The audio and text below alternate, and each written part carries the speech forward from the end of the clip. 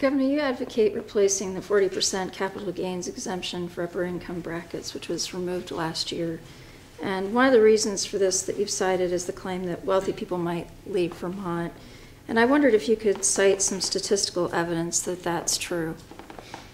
Well, I think the best evidence is what was presented at a meeting that I saw covered in the press a week or two ago, where a prominent business owner in Burlington said he knew about 35 of his colleagues who have changed their residency. And I don't want to suggest it's just because of the capital gains change, but because perhaps the estate tax change, because of the general high burden of taxation that we have in Vermont compared to other states. People who have resources have choices, and increasingly they're making them and deciding to go somewhere else. And the one statistic I would offer is the Census Bureau. They reported recently that over the last 10 years we have net domestic out-migration in Vermont. More people have moved out of Vermont to another state than have moved in. And that's a problem.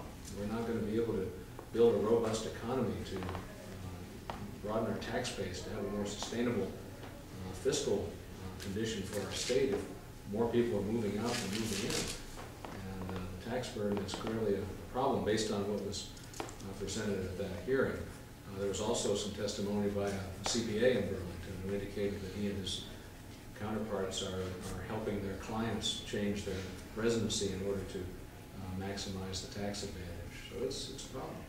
Does the tax department keep statistics on the number of wealthy individuals who have left the state as a result of this particular change in the law? I don't think so. I don't know. They have a number of returns by category, but they don't have specific changes of residence. All of a sudden they might get fewer, but it could be somebody moving from one bracket to another. But I think the Census Bureau data are ones that we can rely on, and also the testimony of business leaders who see it day in and day out.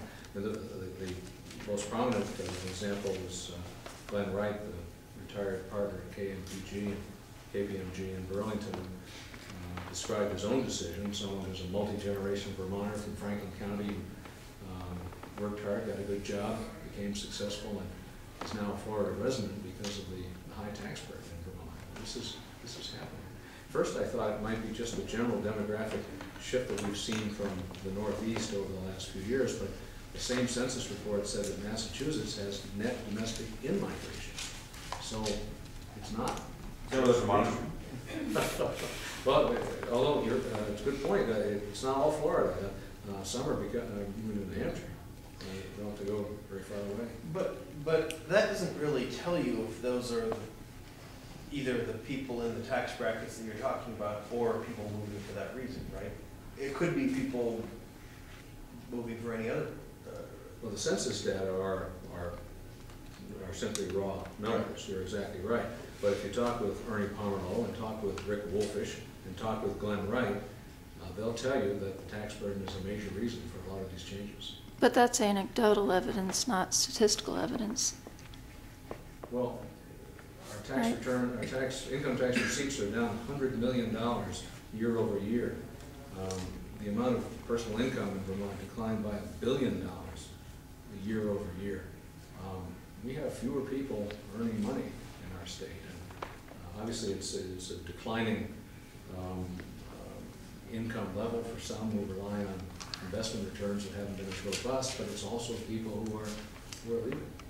Would there be any way, I can't imagine you would want to do this, and I'm far from saying this is a good idea, but if you did want to do it, would there be any way to try to capture some of what's leaving in terms of create some kind of a disincentive, a tax on tax ducking by moving? I mean, I don't know if there's any way to do a clawback or to say, hey, even if you live here 179 days out of the year, you still vote the state of Vermont, which gave you your wealth. Well, you have to, if you live in New Hampshire and work in Vermont, you pay our income tax, so you can't avoid that. And there are a number of people who do, and we're grateful for that. But you have to have a principal residency somewhere, and many people are not, as you're suggesting, changing their lifestyle a whole lot. They just stay here 5 months and 28 days instead of 6 months and a day. So it's pretty easy to do. But I don't think of a way to do that. I'm not sure I want to. This is America. People can live wherever they want, and I think what we ought to do is be more competitive, reduce that tax burden to be more inviting and encourage the kind of investment that we need here to create more jobs. And I think that's our best strategy.